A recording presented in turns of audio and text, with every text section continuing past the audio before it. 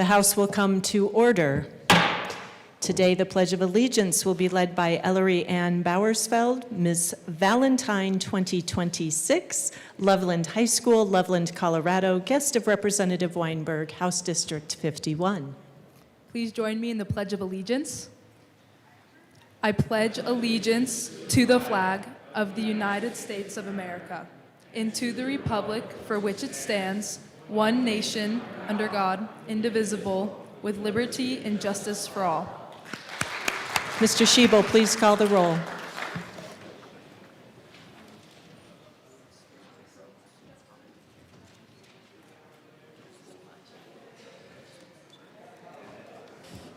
Representatives Bacon, Barone, Basenecker,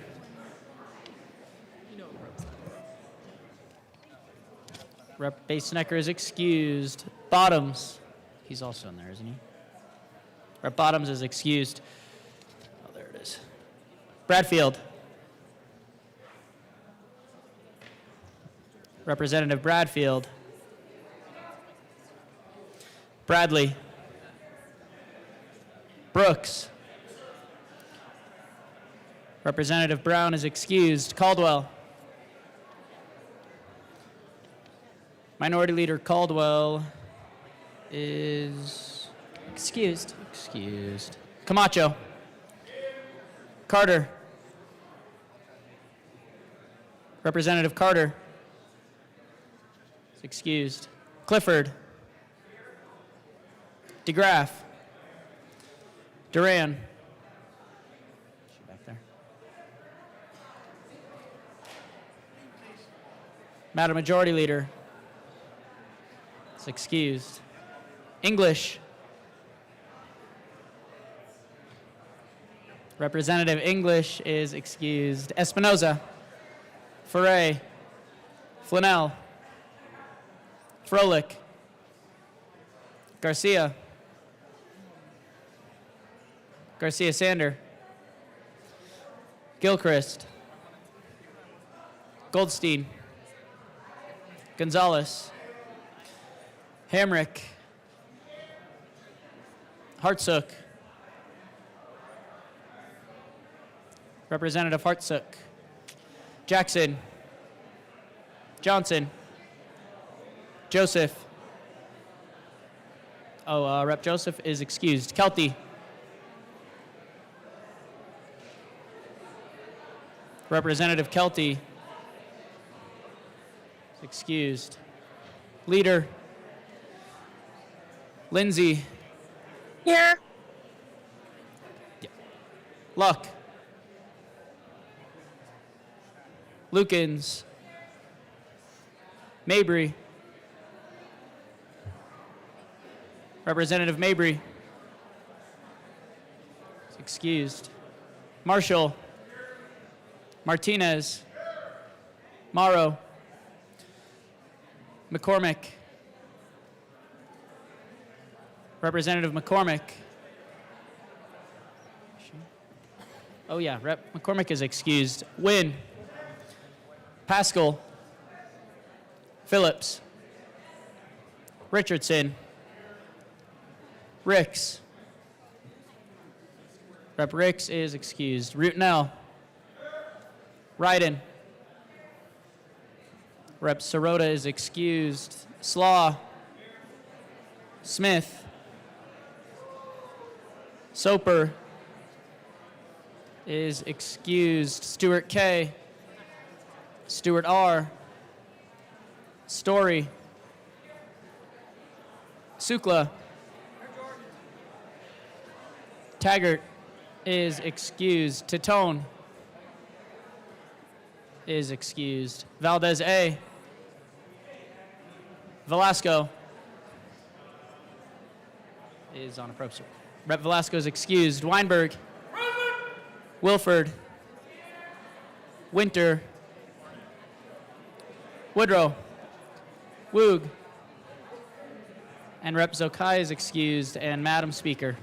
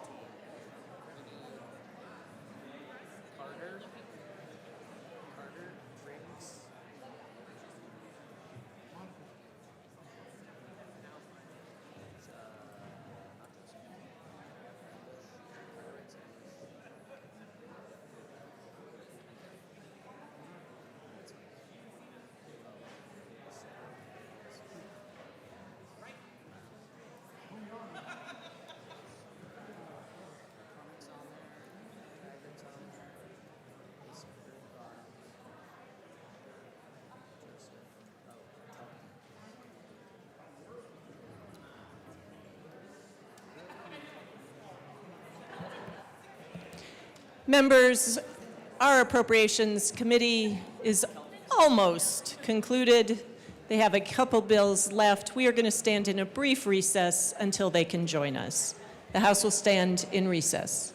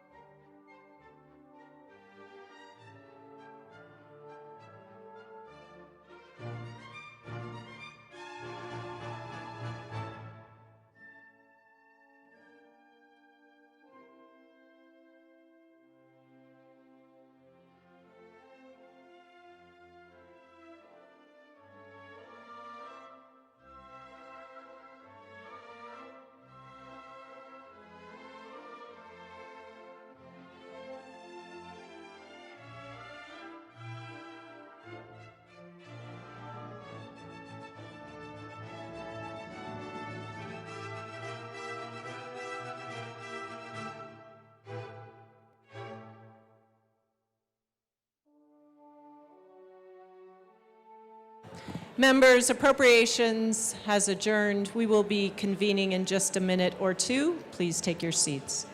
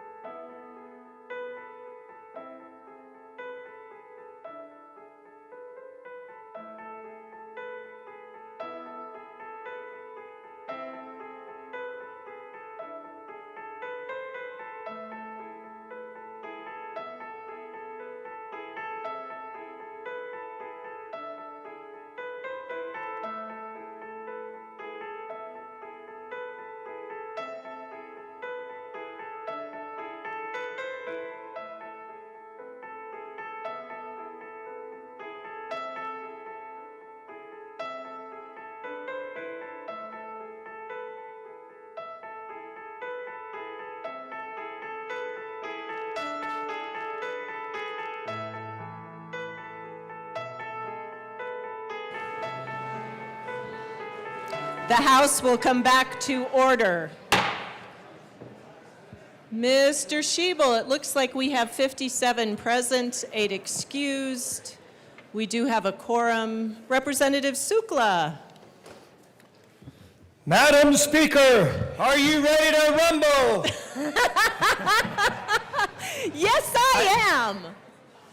I move the Journal of Monday, February 9th, 2026 be approved as corrected by the Chief Clerk.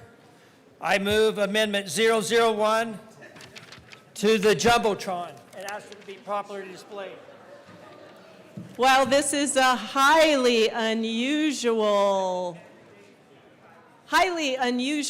motion. It should be properly displayed.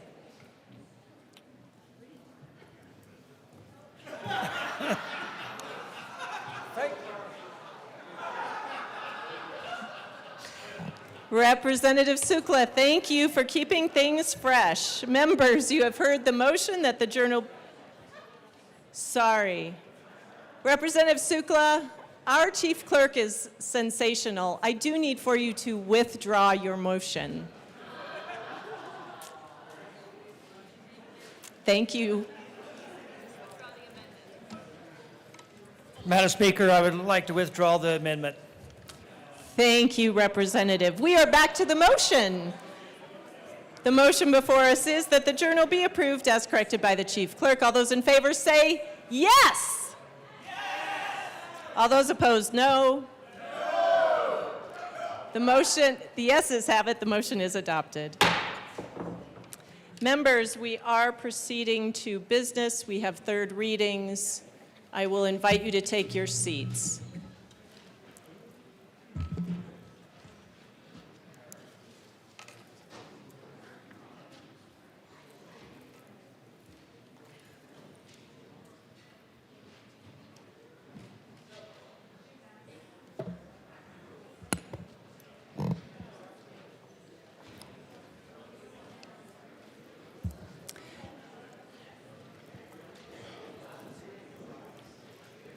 Members, there is no talking during thirds.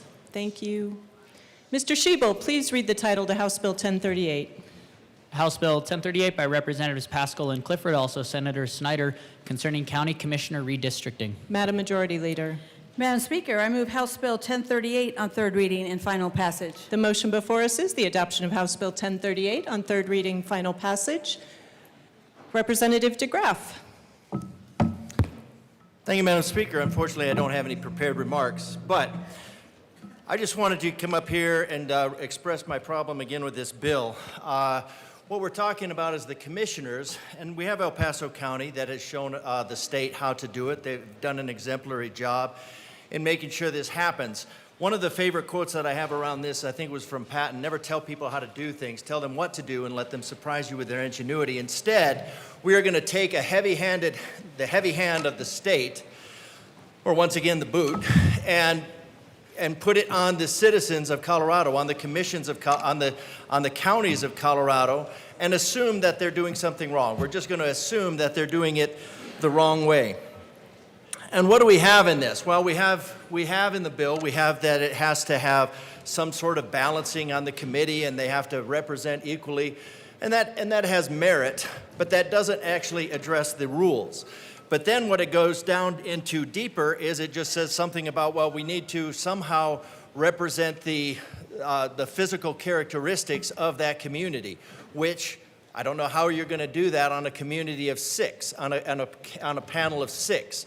And so the problem that I have with this is now we are reducing, we are going to introduce a new level. And I thought, well, maybe there will be experts down there later in the staff, and that was not so. What it is just that this staff, that this committee, this commission that's supported by the committee will then just have the proper resources to do it, which obviously none of them include the expertise to actually make this complicated task happen. And this was all done under the guise of saying something silly like diversity is strength. And I say that's silly because diversity is not strength. Excellence is strength. Competence is strength.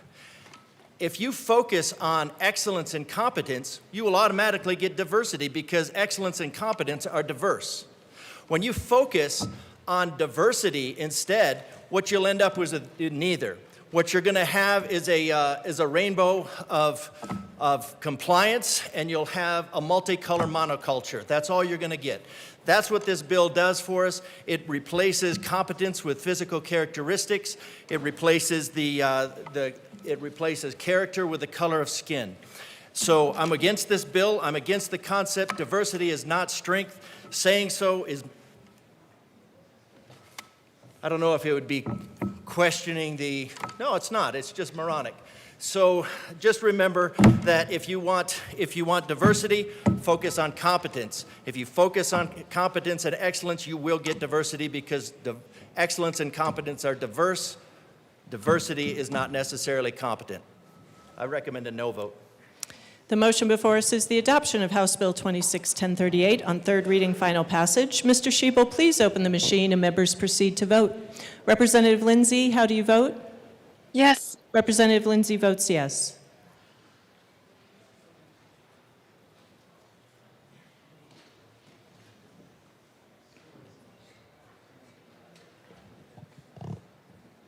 Representative Soper.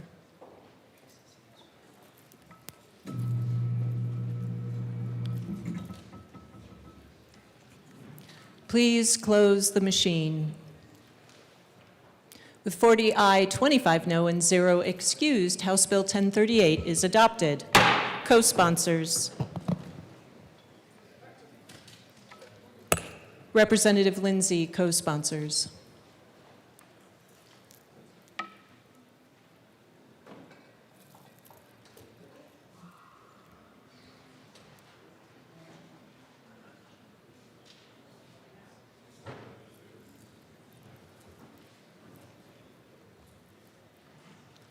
Please close the machine.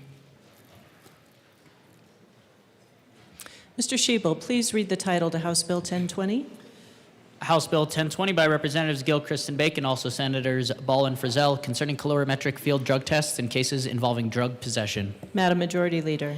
Madam Speaker, I move House Bill 1020 on third reading and final passage. The motion before us is the adoption of House Bill 1020 on third reading, final passage. Mr. Shebel, please open the machine and members proceed to vote.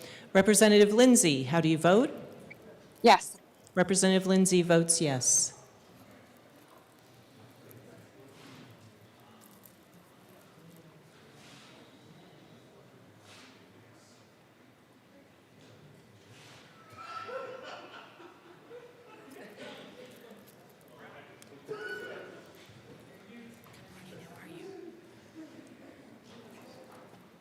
Please close the machine.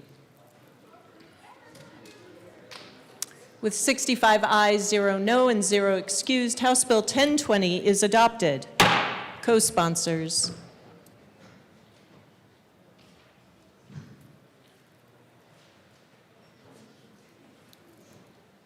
Representative Lindsay, co-sponsors.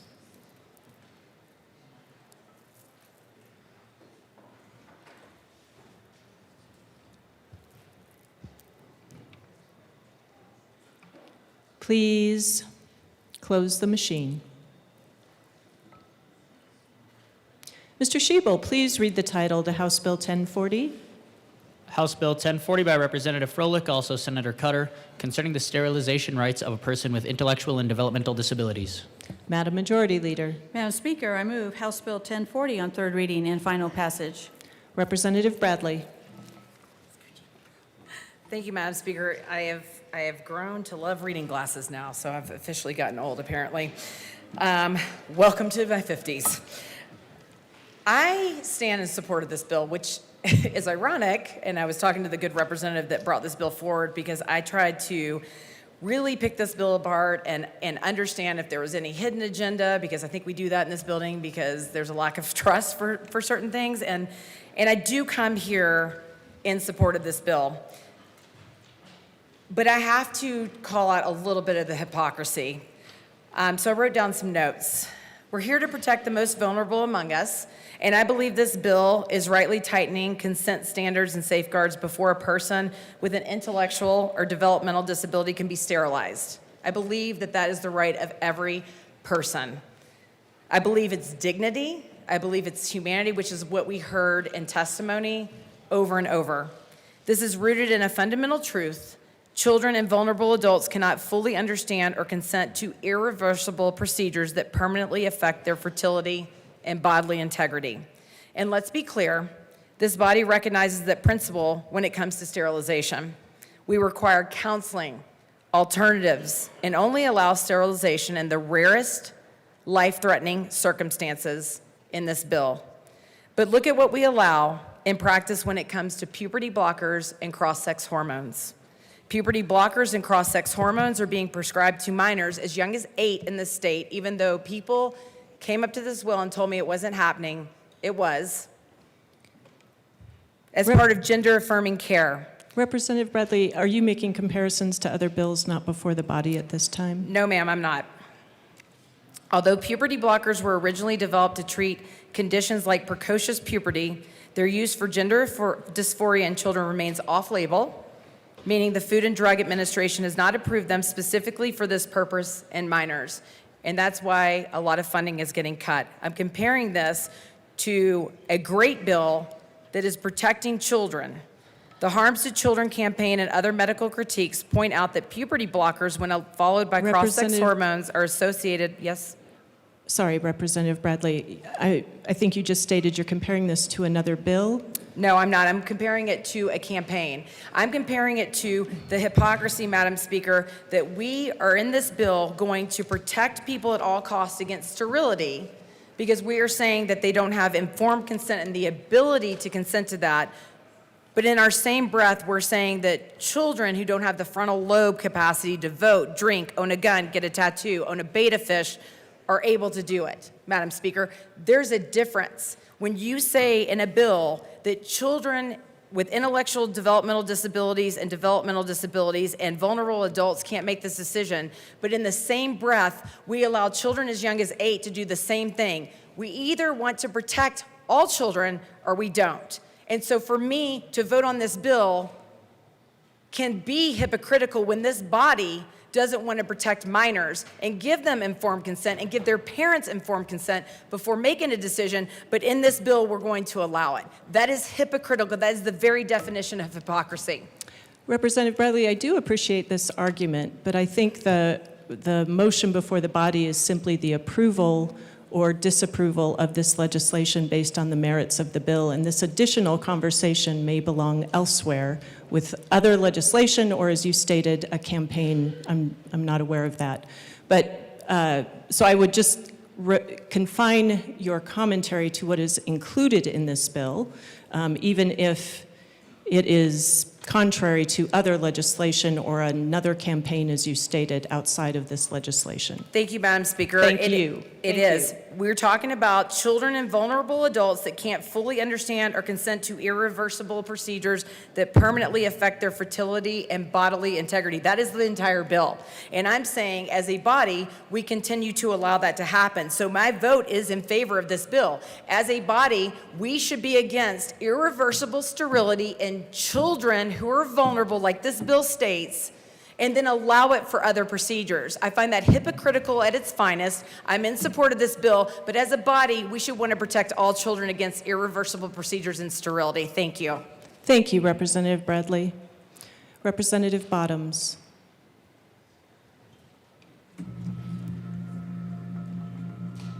Thank you, Speaker.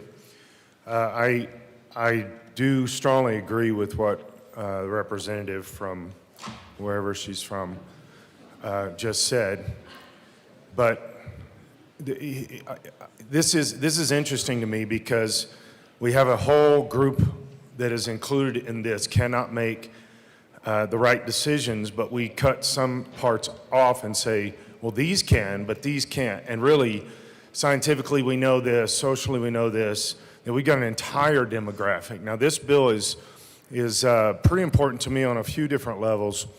I have somebody that is a relative, is very, very close to me, that I watched this my entire life. I watched my parents have discussions about this. What do we do with, do we make this person sterile? I struggled with this as a kid, and then when I became an adult, and I kind of realized, once I had children, kind of realized the magnitude of this, it really bothered me. But I would say I'm in favor of this bill because I've walked through this. That's a difficult decision for people to make for another person. Extremely difficult decision. But there are just times when you know this is the right decision. And quite honestly, this will also keep people from aborting babies.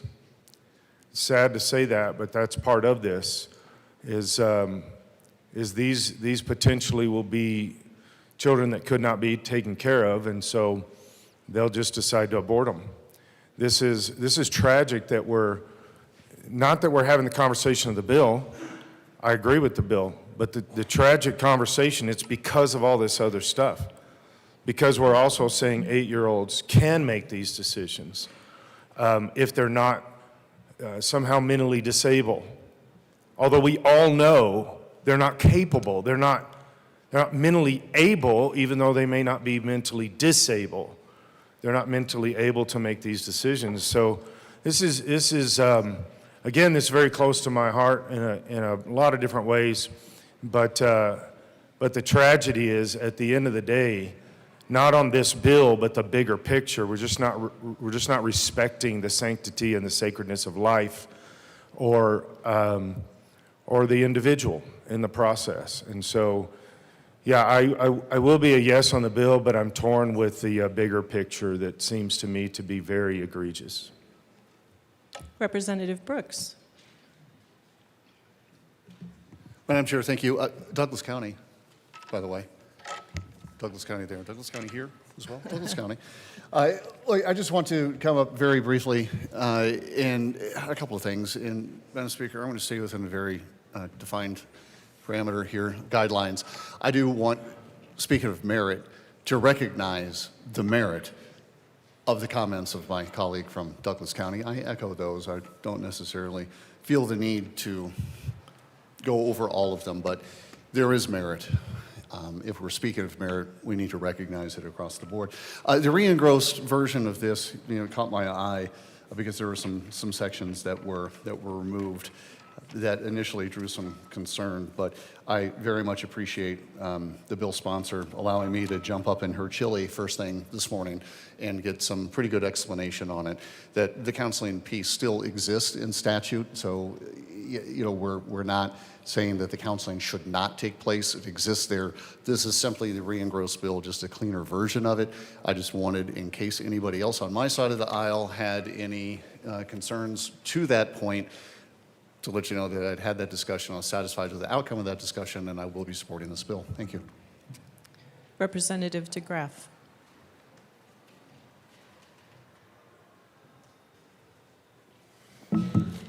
Thank you, Madam Chair. As always, I do intend to push this to the absolute limit I can, so I appreciate your indulgence in that. So, I too am in support of this bill. It's been a bit of a challenge to get there for the same reasons. I think one thing that we need to learn from history being a warning from the future, is that protecting these individuals in our community is borne out by history. That this protection is vitally important. We need to protect those with the emotional, who lack the emotional and intellectual capacity to make these lifelong decisions.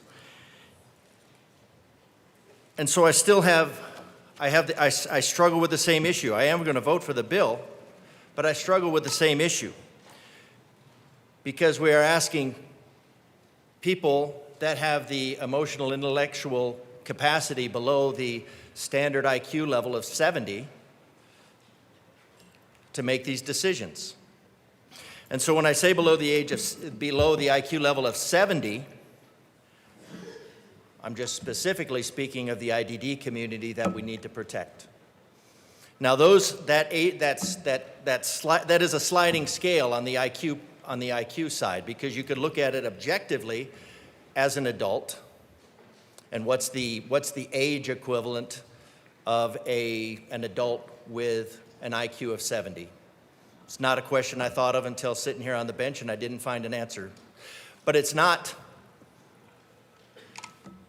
somewhere probably around 7.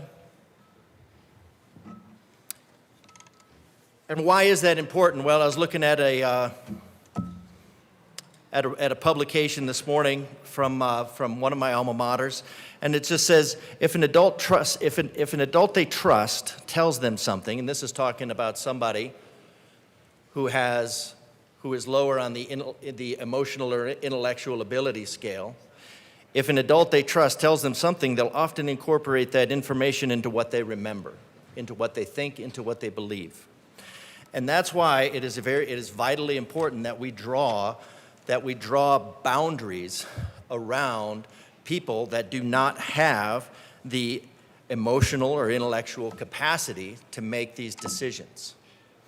Now, not to discuss necessarily bills that we passed in the past that have completely violated this and gone in the complete opposite direction and basically removed the right to consent, or the age of consent, to 0 for reproductive health care such as sterilization. Now, this bill talks about restricting that on sterilization, and part of it, and maybe I'm missing it, that as long as it was not for something that was just for the purpose of sterilization. So you could, in this bill, as far as I understand, and I think that's a tragedy also, and so I'm grappling with that, if it's allowed for other reasons, that if somebody can choose sterilization for other reasons other than just sterilization, because that gets us into a whole new realm of ideology. So there's a lot of permutations to this. There's a lot of grappling with this. This is is this bill more protective than what it replaced? I don't have 100% confidence at this point. Unfortunately, I don't have 100% confidence. I would just ask the body to consider their thoughts here. Because if we need to protect those with emotional and intellectual capabilities that are below that of an average adult, then we also need to extend those protections for children. And this body has been explicitly against protecting children, which was common. I mean, if you want to go back, common to Rome, common to Greece, common to, throughout history. And again, it's why history is a warning from the future, and we need to be careful that we protect these individuals no matter how old they are, no matter how young they are. So I hope everybody will take this and they will extend their concern not just to the IDD community, which deserve this protection, but also to the least of these, my brethren. Protect them too. Representative Garcia.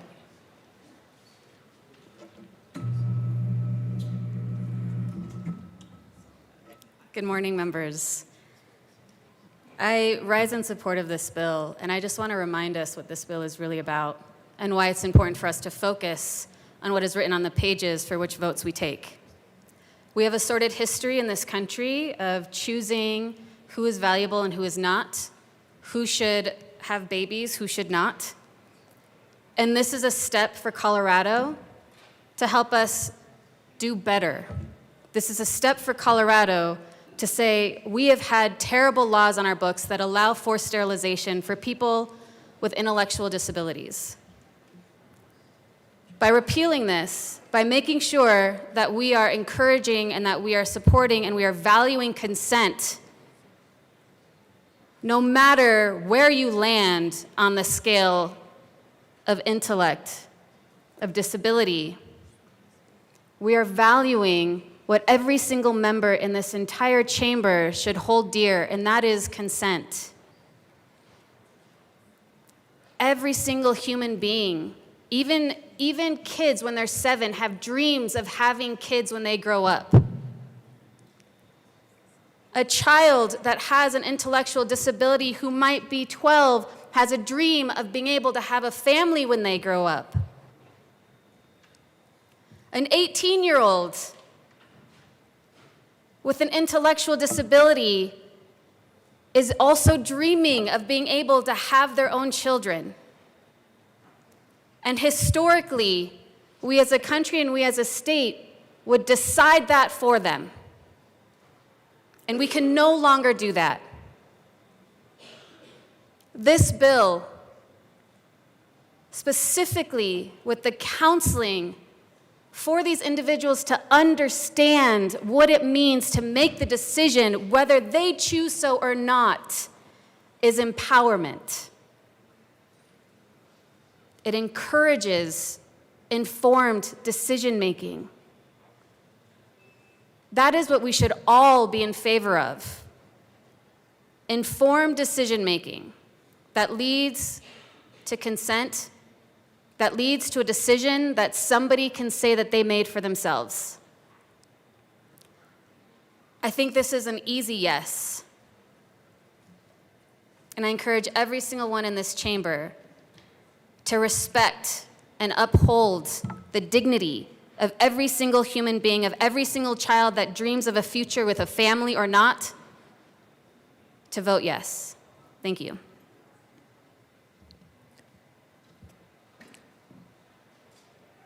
Representative Luck. Thank you, Madam Speaker. I agree.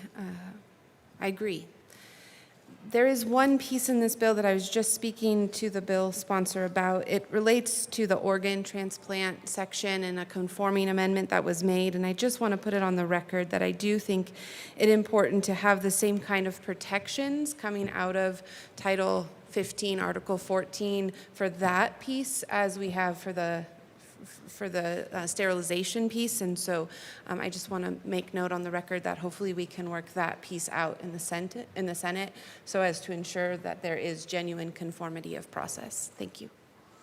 Thank you. Seeing no further discussion, the motion before us is the adoption of House Bill 1040 on third reading, final passage. Mr. Schiebel, please open the machine and members proceed to vote. Representative Lindsay, how do you vote? Yes. Representative Lindsay votes yes.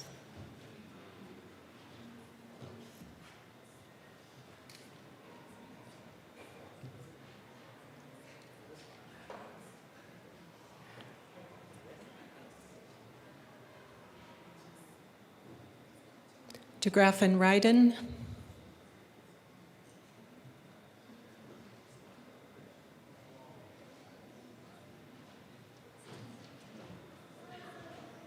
Representative Ryden, that will be a $1 fine.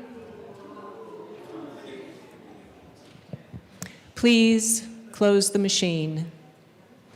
With 65 aye, 0 no, and 0 excused, House Bill 1040 is adopted.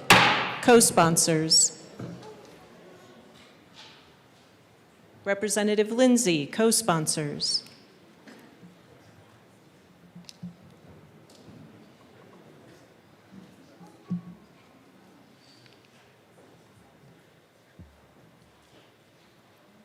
Please close the machine. Mr. Schiebel, please read the title to House Bill 1003. House Bill 1003 by Representatives Ricks and Camacho, also Senator Kolker, concerning modifications to the Small Business Recovery and Resiliency Loan Program. Madam Majority Leader. Madam Speaker, I move House Bill 1003 on third reading and final passage. Representative DeGraff. You just don't even get a chance to sit down in this place.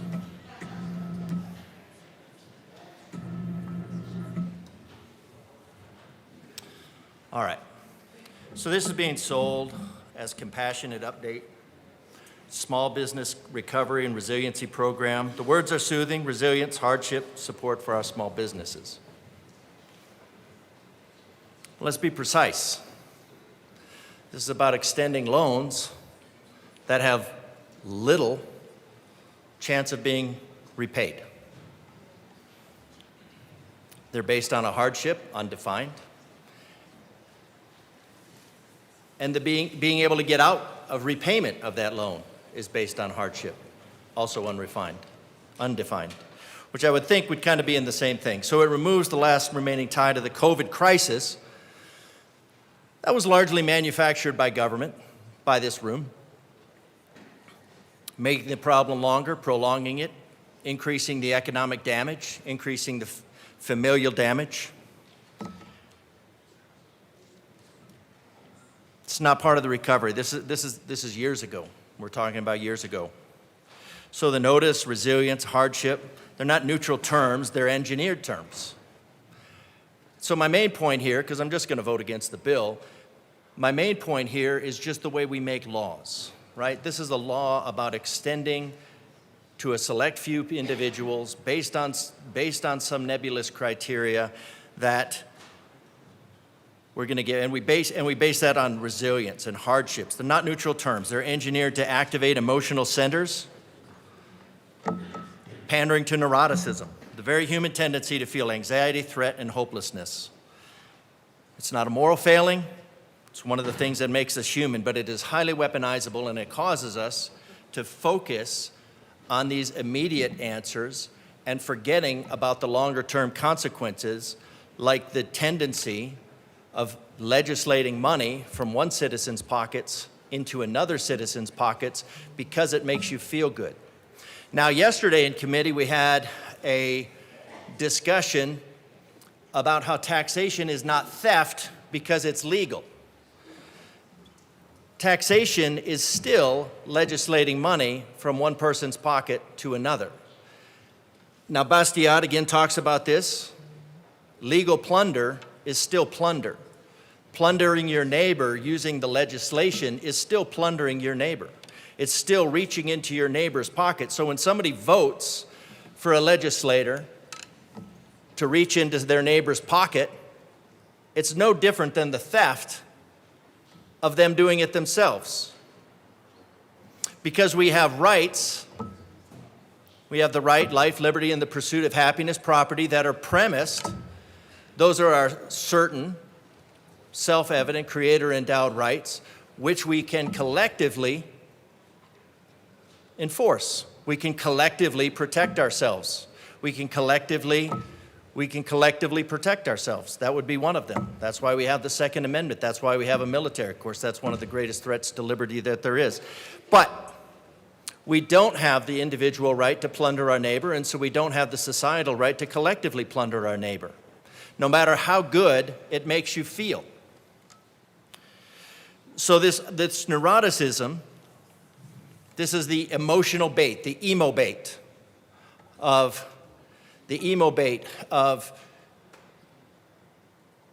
that we put around these hooks that continue to bring us in.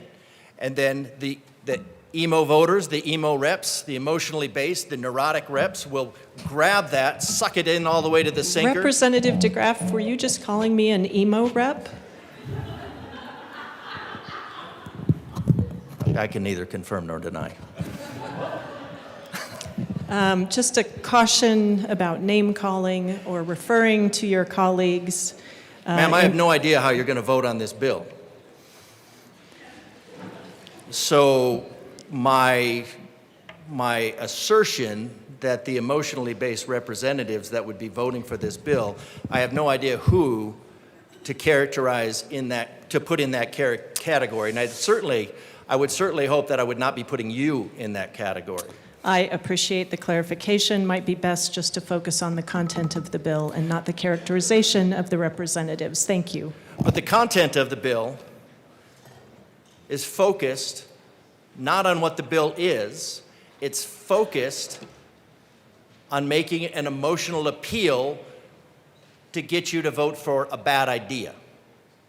That's one of my oppositions. So my general opposition is that it's just a bad idea. The government doesn't really have, I don't know that it's making loans, that it's going, that, you know, if we look at the COVID response, we have trillions of dollars, because that's what this was part of. We have trillions of dollars that were borrowed. Those trillions of dollars remain a tax on the citizens of Colorado and the citizens of the United States, because what they did was introduce imaginary currency into our economy. And so when you introduce about 30% extra in imaginary money, that has the effect, no kidding, of the 22.5% inflation that devalued your wages by 22.5% and caused prices to soar.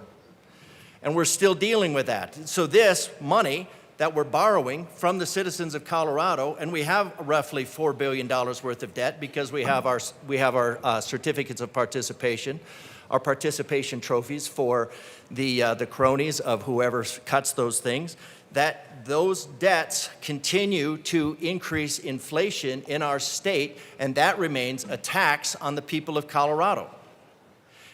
Because every budget is balanced. Some budgets are just balanced with imaginary money. This is borrowing from imaginary money. That ultimately taps into the pockets of the citizens of Colorado because it makes a select few people feel good. I would love to just give everybody money and try to compensate for the absolute bleeding that is being done by this body on a day-to-day basis, sucking the lifeblood and energy out of the economy. It would be great to be able to make that up. And here, it's being done for a select few, supposedly because they can't get a loan, they're a poor loan risk, and so we subsidize that loan risk more, and then we use the same, from what I gather from just the cursory reading, that we have the same criteria to waive the debt entirely. So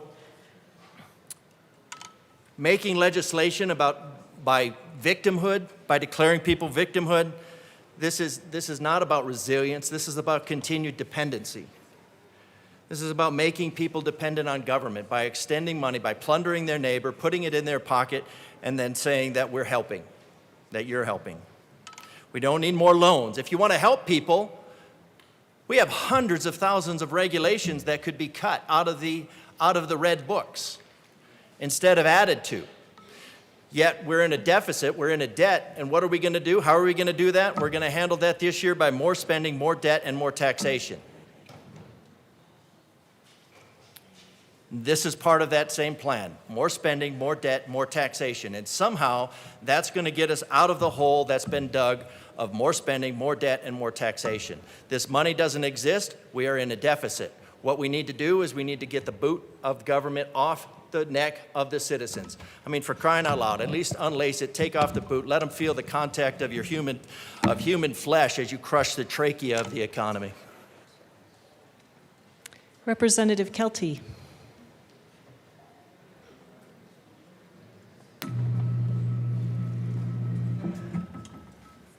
Thank you, Madam Speaker. Boy, I follow that. Goodness gracious. Absolutely, completely agree with my colleague from El Paso County. But I have a little more to add. So I sat in on the committee that saw the testimony for this bill. And I have to add, do I like having a bill like this? No. But because of legislation that has been passed through this House several years before us, and even today, we have caused this problem. This is a problem that Colorado has caused on our small businesses of Colorado. This is a problem that our small businesses who are trying to get a leg up, they're trying to get ahead, cannot. Why? The previous legislation before it, and probably the future legislation going ahead. And that's sad. I don't like the fact that we have small businesses that need to get small business loans just to survive. That should not be in Colorado. But having, about 6,000 businesses closed in the last year, we need to do something. We caused the problem. And unfortunately, we're going to have to try to fix the problem. Is this a great fix? No. It's not an ideal fix. It's not even a preferred fix. But I would rather give the money that we're sucking out of the pockets of the people of Colorado already. It's already been taken. And I would rather give it to our small businesses who are struggling to survive, who need just the pittance, the piddles, the crumbs that we can possibly give them just to get them through the day, the week, the month, than to give it to any kind of program that's going to be harming babies or going to things that the people absolutely find absurd. So you have an option. The money is already set aside. The money is already taken. Do you want to give the money to things that you absolutely hate, things that you absolutely cannot believe in or even, whether morally or ethically go along with? Or do we use the money that's there to help our small businesses survive the damage that we have bestowed upon them through this House? That's the question. Is it great? No, it's not. But what else are we to do when every single day we cause damage and chaos and mayhem? I see this bill as not great, like I said, but if I'm going to give money to anyone, it's going to be our small businesses and help them thrive rather than other things that I morally and ethically find absurd. Thank you. Representative Brooks. Madam Speaker, thank you. Not to just come up and openly oppose my colleague, but I do want to be able to present kind of the other side to what I just heard. Absolutely agree that we need to be doing something for small businesses. Small businesses have been throttled. We've had the life just absolutely strangled out of them. You've heard me say it before. Chances are, probably going to hear me say it again, 6th most regulated state in the country. That's not a top 10 that we want to be in.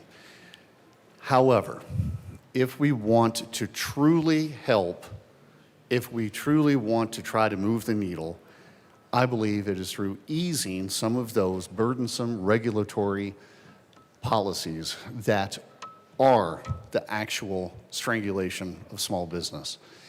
I don't believe that this doing something is the right something to be done. I don't believe it is a measurable something to be done. I will also point out that there was bipartisan disagreement in committee on this. There are other issues with this bill besides doing something, doing nothing, and regulatory natures, going into changing the ratios from a 4-to-1 to a 1-to-1, the concern that potentially the taxpayers, who I believe we're supposed to try to look out for here, might be left holding the bag, which, goodness, man, they're holding the bag on a lot of things already. I don't think we need to try to stuff anything more into that bag, especially with the bag restrictions we have in this state. I digress. That then also that, we're asking the government to get involved with the redistribution of capital. I don't believe that's the role of government. I don't believe that's what we should be doing here. I was a no in committee, was a no on seconds. I wanted to just present another side, just for full consideration, because I'll be also a no today. Thank you. Assistant Minority Leader Winter. Thank you, Madam Speaker. And thank you, colleagues. I want to explain my vote on this bill. I appreciate the words of the representative for El Paso County. I think she spoke eloquently about her reasoning to be a yes vote on this bill. The money's in the account. I'm not happy the way the money got there. We're looking at a total different economy than we were during COVID. When you look at interest rates, but the money's sitting in an account. Would I love to sweep that money and put it towards the structural deficit? Yeah, I think that would be a very responsible thing to do. I think that there's ways we could fund different things. But at the end of the day, the money's in the account, and it's not going to go anywhere. And to my good colleague from Douglas County, I appreciate his viewpoint of talking about the proper role of government, but the proper role of government isn't to crush my industries like it has happened out of this building. I truly believe that a lot of the businesses in my communities wouldn't need help like this if it wasn't for the heavy hand of government on the industries that made this great state. And I think it's unfortunate that we've been put in this position, and that's a policy discussion that we can have later on. But at the end of the day, my businesses are hurting. My small communities are shutting down. My main streets are drying up. And that's why I have no problem voting yes for this bill. And I want to reiterate to my constituents, we shouldn't be in this position. I would love nothing more than to be working on pushing this money to something else, but it's there. And if it's going to help rural communities, if it's going to help the minority communities within my district, if it's going to help veterans start businesses, and the money's already there, I'm going to make sure it goes there. It has to go there based off of what they're going through.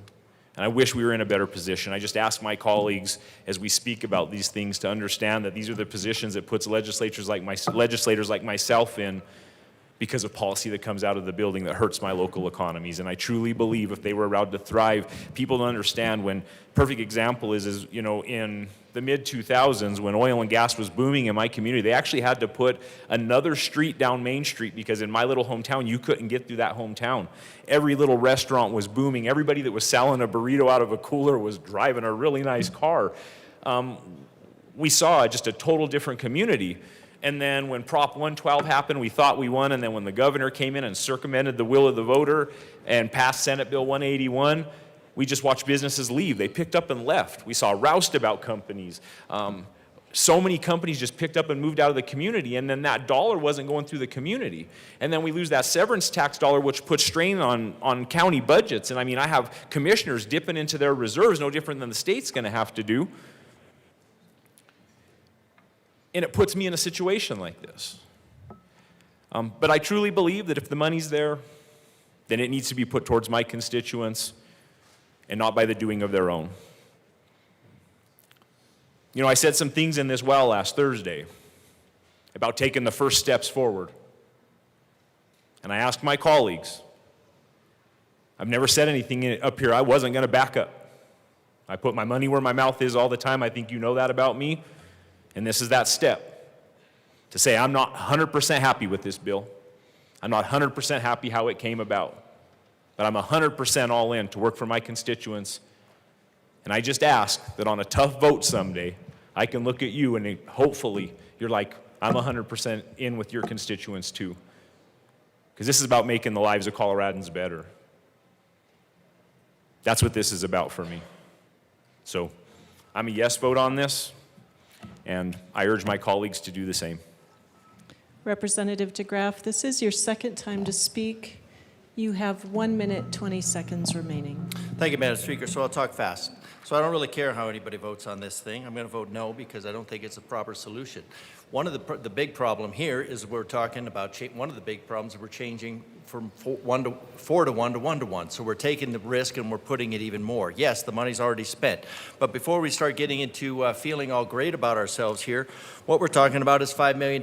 Like I mentioned yesterday, it's money that doesn't even show up in the decimal of the issue that we're talking about with a $50 billion budget. So if we look at just a minimum of 10,000 small businesses in the state of Colorado, that's one for every 1 to 400 people, right?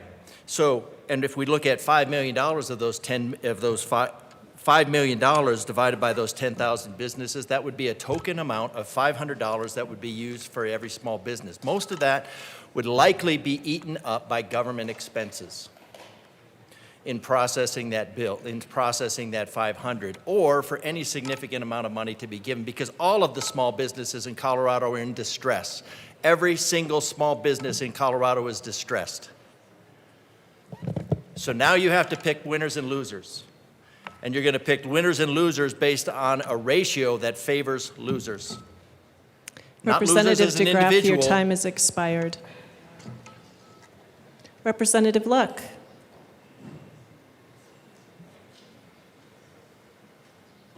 Thank you, Madam Speaker. I rise in opposition to this bill again today. Yesterday, I put forth an amendment to try and repeal this entire program and put the $34 million that are currently in that program back into the general fund for use. I rise to remind the body of that conversation as well as the bipartisan support of that particular amendment and the reasons for that bipartisan support, namely that we already have a federal government that provides these kinds of loans, that the interest rate here is much lower than even that program, and that we have an 8% rate of non-payment. I want also to just remind the body as we go from this chamber into our caucus meetings in a few minutes to discuss supplementals that we are not flush with cash and that every single dollar we apportion to programs is a dollar we can't apportion to another place in the budget. This is $34 million. And while this particular bill, yes, as currently written, does not provide an opportunity for those dollars to be moved, there is an opportunity for that change to be made in the Senate. Moreover, this is an expansion of a program that was dwindling because it was no longer being satisfied because of the parameters put around it. It was a dying government program because it was a program designed to help businesses in the midst of a COVID era struggle. That is over. And so the question becomes, does this body in a time when we are looking for every single dollar expand a program that was dwindling, where people were less and less dependent upon it, in order to put those dollars towards programs people are currently dependent upon? Or do we expand it out and make even more people dependent on this particular program when other programs exist, both in the private realm and at the federal government realm?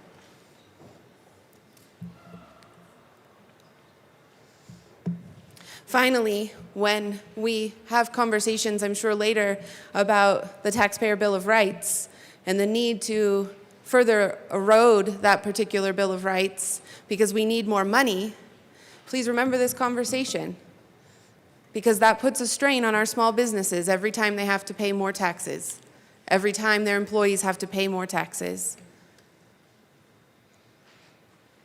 I ask for a no vote.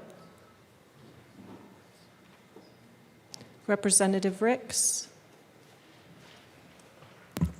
Members, thank you for hearing us. Small businesses in Colorado are struggling with tariffs and all these different expenses that are coming that they cannot anticipate. You don't know if it's going to be 85% today, tomorrow it's going to be, I don't know, 50% or maybe zero. Small businesses are struggling. The businesses along East Colfax are struggling with all of the construction that is going on. Small businesses need a lifeline, and the Climate Loan Program is going to help them, to give them money, to keep them sustainable as they weather these economic changes. And this is good for veteran-owned businesses, for urban businesses, for farmers, whoever qualifies for this program is something that's going to be used across Colorado. We urge your support and help our small businesses who are the backbone of our economy. Representative Camacho. Thank you, Madam Speaker. I'd also urge a yes vote, and I'd just like to respond briefly to some of the points. We have small businesses, many in my district, that are suffering and need some form of relief. Is this all the relief that we can give? Probably not. They probably need more, but this is a start. I'd also like to push back on a comment about, why don't we just let the federal government do it? If you've had your eyes open the last few weeks, you'll realize what a perilous argument that is. We as Coloradans need to make sure we can take care of ourselves because federal assistance in this area or in many others is not guaranteed. This is a fund that needs to be readjusted for the economic realities that we have today. It helps small businesses across the state, from rural Coloradans to veterans, minority-owned businesses, to other businesses. This is a good bill, and I would urge a yes vote. Seeing no further discussion, the motion before us is the adoption of House Bill 1003 on third reading, final passage. Mr. Schiebel, please open the machine and members proceed to vote. Representative Lindsay, how do you vote? Yes. Representative Lindsay votes yes.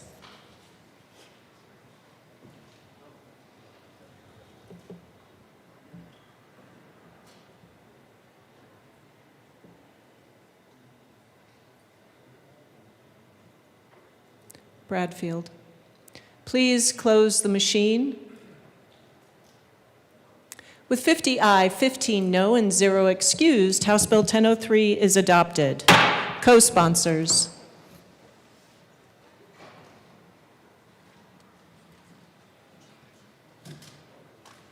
Representative Lindsay, co-sponsors.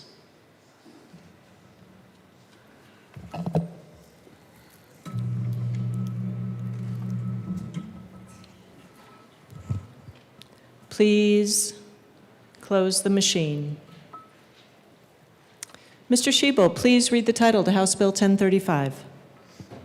House Bill 1035 by Representative Soper and Woodrow, also Senators Weissman and Frizzell, concerning the enactment of the Colorado Revised Statutes 2025 as the positive and statutory law of the state of Colorado. Madam Majority Leader. Madam Speaker, I move House Bill 1035 on third reading and final passage. Representative DeGraff. Thank you, Madam Speaker. I'm going to vote against this bill for the same reason I vote against our journal every day, because every day we log additional bills into the brown books, apparently, and then into the red books when we codify them all. And we just talked about that. So some of the problems we completely are the laws that were passed last year that we want to codify, and we want to say that we want to incorporate for the ease. And I get that. I get that sentiment. But we just talked about just gave the emotional appeal for the $500 across 10,000 businesses. 1 in every 400 workers, possibly. It's obviously a lot more small businesses than that, and they're all hurting. And why are they hurting?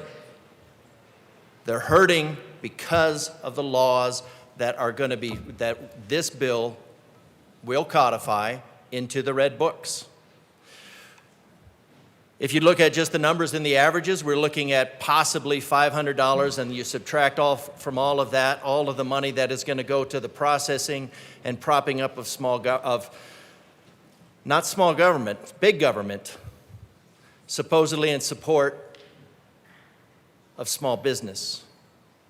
But what we have actually is these billions of dollars of budget of big government on the backs of small business.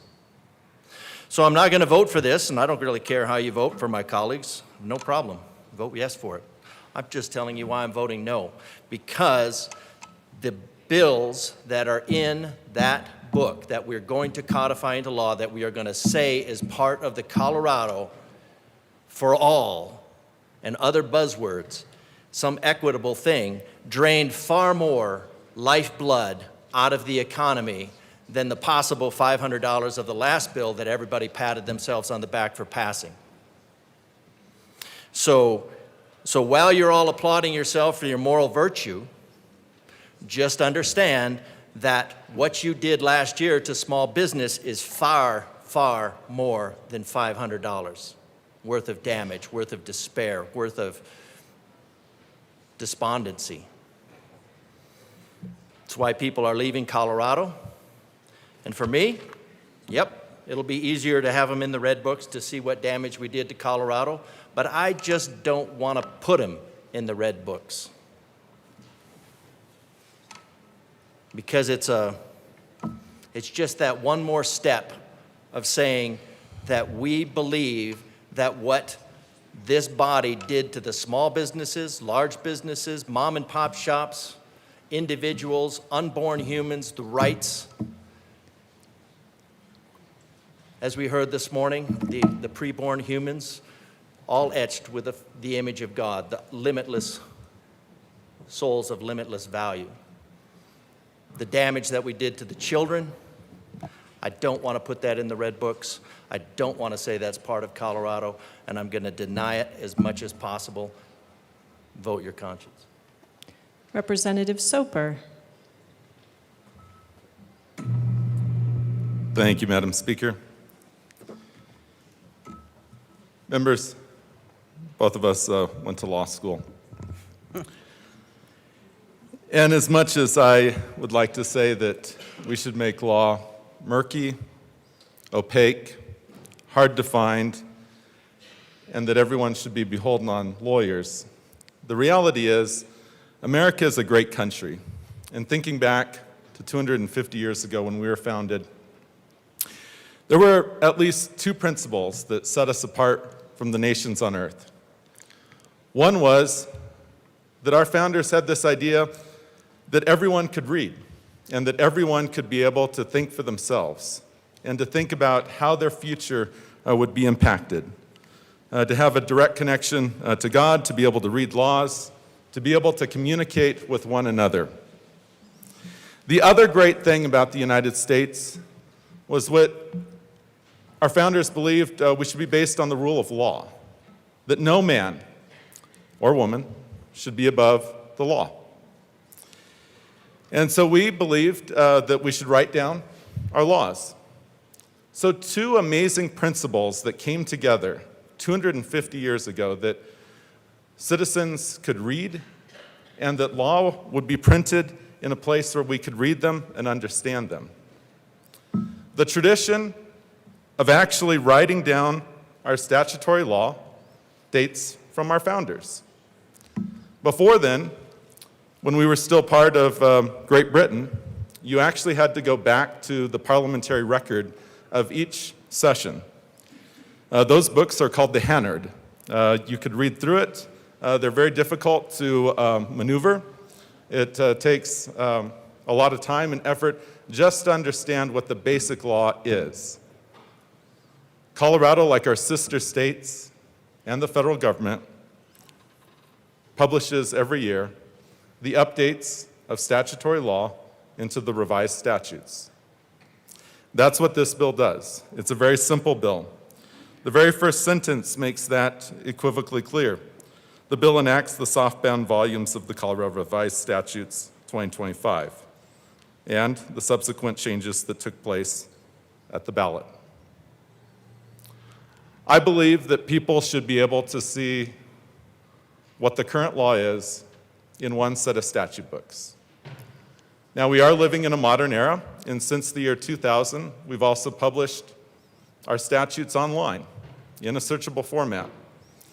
And since 2022, we've also published all of our case law online, also in a searchable format, along with our regulations, which actually puts Colorado head and shoulders above our sister states. And we shouldn't go backwards. We should be focusing on the fact that we are a state that has focused on transparency. And I don't necessarily agree with, or disagree, I should say, with my colleague from El Paso County, that there are a lot of things that were enacted over the last year that I don't like, I don't personally like. But I'm also not, in the majority. We have disagreements. We vote against each other. This is our democratic republic at play, and we are representatives in that republic. But this bill is about whether or not the law should be in one place, in a readable format, so that people can actually see what laws they have to obey, and nothing more. And I'd ask for a yes vote. Representative Woodrow. Thank you, Madam Speaker. It is an honor to serve with you. It is an honor to serve with you. Colleagues, we do not need to pass this bill for any of the laws that we passed last year to actually have the effect of law. That's not what this bill is about. This bill is a transparency bill, like we pass every year in a bipartisan fashion, that allows everyone to see what we did. The good, the not so good, and everything in between. If you don't like what we did last year, then you should probably want the world to see it. You should probably want a record to point back to and say, look what the majority did that I disagree with. You shouldn't want it covered up. You should want it out in the open, just as much as I want out in the open all the good things I think we did. One night at about 12 o'clock, there was a loud crash in the yard, and the animals rushed out of their stalls. At the foot of the end wall of the big barn where the 7 commandments were written, there lay a ladder broken in 2 pieces. Squealer, temporarily stunned, was sprawling beside it, and near at hand there lay a lantern, a paintbrush, and an overturned pot of white paint. That's Animal Farm. Orwell understood that if you could rewrite the laws in a way that no one could see, you could confuse people as to what they ever meant and what they ever said. That's not how we do business here in Colorado. In a bipartisan fashion, in a spirit of transparency, we ask for your aye vote. Thank you. Seeing no further discussion, the motion before us is the adoption of House Bill 1035 on third reading and final passage. Mr. Shebel, please open the machine and members proceed to vote. Representative Lindsay, how do you vote? Yes. Representative Lindsay votes yes.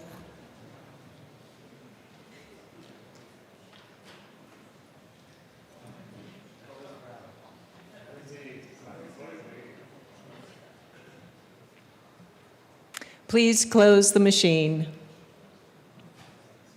With 59 ayes, 6 noes, 0 excused, House Bill 1035 is adopted. Co-sponsors.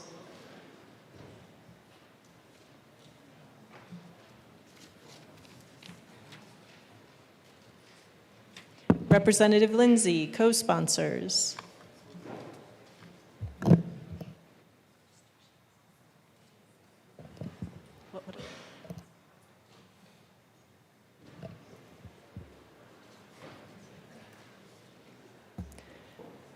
Please close the machine.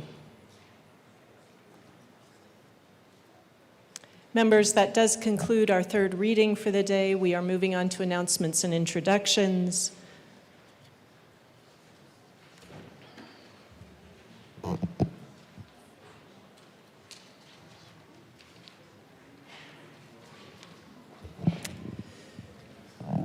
Representative Mabry.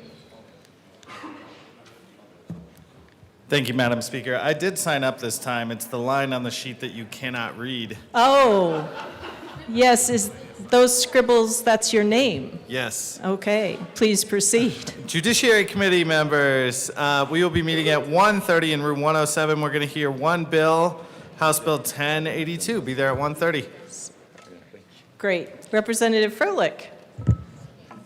Thank you, Madam Speaker. The Transportation, Housing, and Local Government Committee meets in LSBA at 1:30 for two bills, 1076 and 1095. Thank you. Representative Stewart. Thank you, Madam Speaker. Today is EMS Day at the Capitol, and as we recognize our EMS, we honor these dedicated professionals and their expertise and unwavering commitment to serving our communities. I'd also like to invite you to the EMS reception tonight at the University Club from 5 to 7 p.m. And members, if we could recognize our great EMS professionals that are in the chamber today, thank you.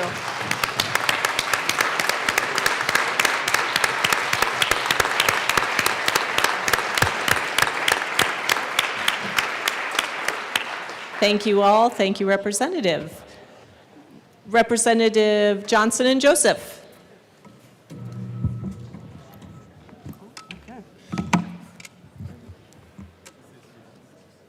Representative Joseph. Thank you, Madam Speaker.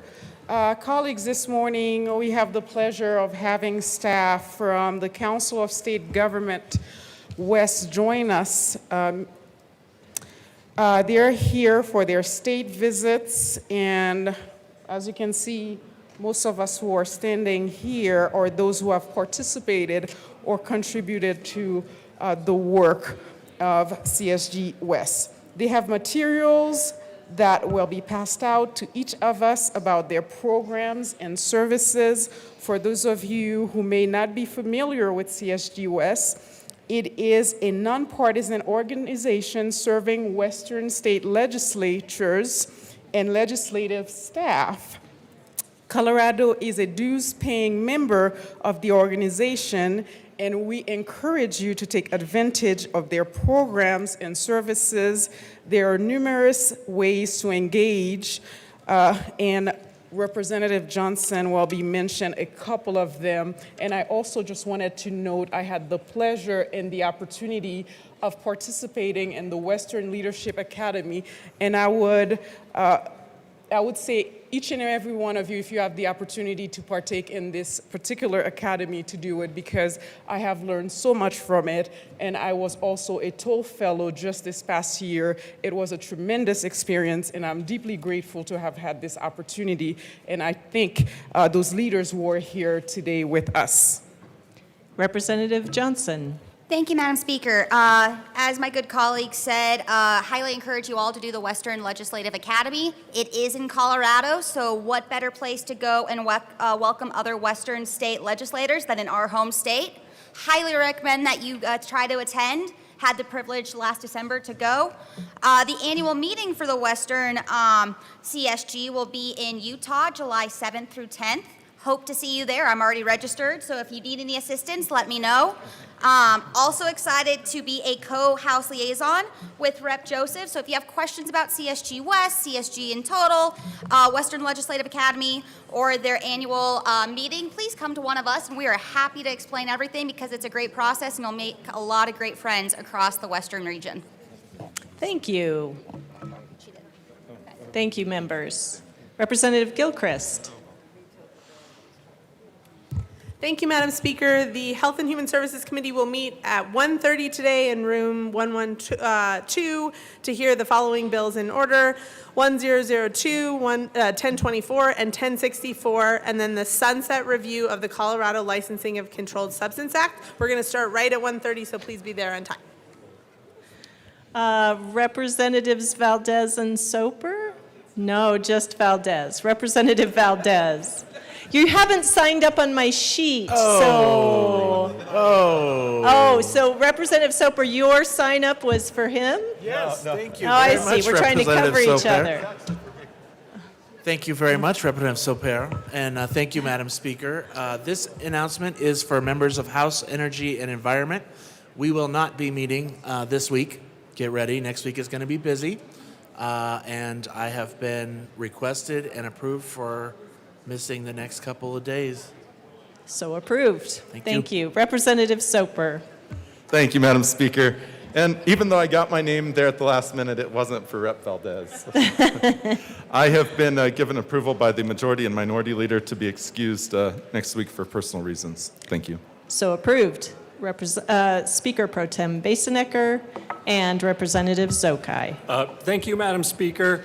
Madam Speaker, I know that you are aware of the significance of tomorrow, but appreciate just a few seconds to share the occasion as we celebrate the 150th anniversary or birthday of the state of Colorado in 2026. We're proud to say that Colorado State University has been a partner with the state and its people Excuse from the me, very Mr. beginning. Speaker Pro Tem. Members, we are still on announcements. Thank you. Please proceed. Thank you, Madam Speaker. So each year on February 11th, we honor that great history with Colorado State University Founders Day. CSU Founders Day celebrates the history and impact of our state's land-grant university system. Its mission is to serve Colorado through excellence in research, outreach, and education. And the more than 250,000 living alumni of CSU campuses who are putting their education to work every day for Colorado and for the world. We are just honored to recognize a few folks from CSU here today, including our interns, which are in the building today. But I'd like to recognize in particular CSU President Amy Parsons, who's with us today.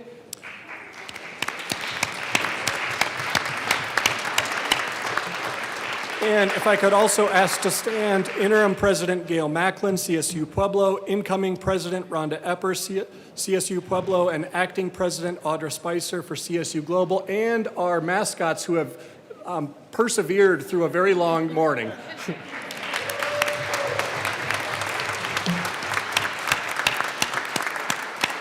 Thank you for all you do. Thank you. Representative Sirota? Thank you, Madam Speaker.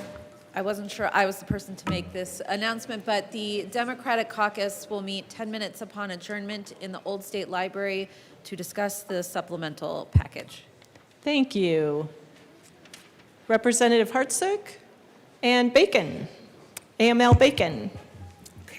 Members, a week from now is Mardi Gras, and so we just wanted to remind you all to sign up if you can bring anything. I have put out personal open challenges to anyone who claims to be from the Low Country area, aka Alabama, aka my colleague from Douglas County. Thank you very much for your participation. So far, we have folks who have signed up to bring everything from gumbo, red beans and rice, greens, bread pudding, banana pudding. We need some vegetables, we need some drinks, we need some bread, so please sign up. It'll be next Tuesday. Representative Hartsook. Thank you, Madam Speaker. And as my colleague said, yes, there's the challenges out to those of you that claim to be from the South. Some of us that were stationed in the South, we can't do the sweet tea, so somebody's got to bring that. I'm not doing that part. But we're, you know, anything, and it doesn't have to be Mardi Gras focused, just bring something that you want to share and go with everybody. Like my colleague from the Western Slope, we might not be ready to rumble, but we are ready to eat. So bring your food, bring your drinks. Thank you. Thank you. Woohoo. Representative Ricks. Thank you, Madam Speaker. Members, we have our next hitting figure for you today, and this is presented by the Black Caucus.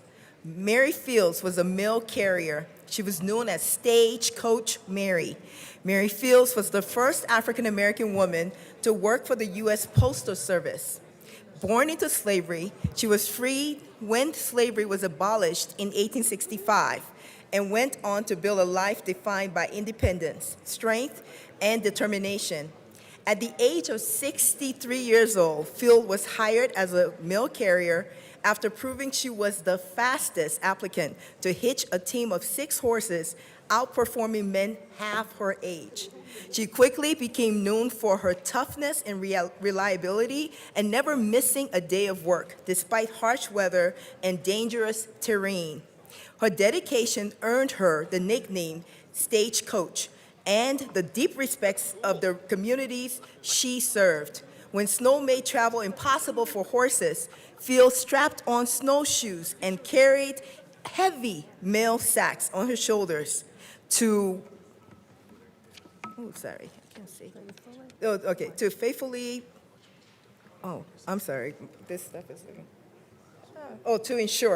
to ensure delivery for 8 years. She dutifully served as a star route carrier, leaving behind a powerful legacy of perseverance, courage, and trailblazing leadership. So Stagecoach Mary, y'all. Thank you, members. Representative Hartsook. Thank you, Madam Speaker. The House Republican Caucus will meet downstairs in room 112, 10 minutes upon adjournment. Thank you. Thank you. And Representative Joseph.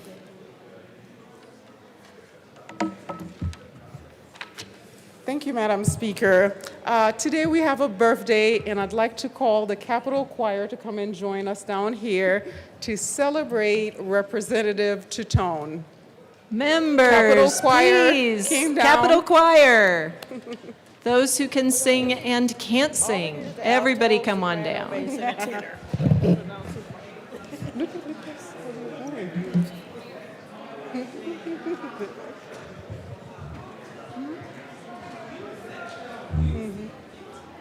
Capitol Choir, come down. Come down, Capitol Choir. Me too. I'll bring it up. 1, 2, 3. Happy birthday to you. Happy birthday to you. Happy birthday, Ripon. Happy birthday to you.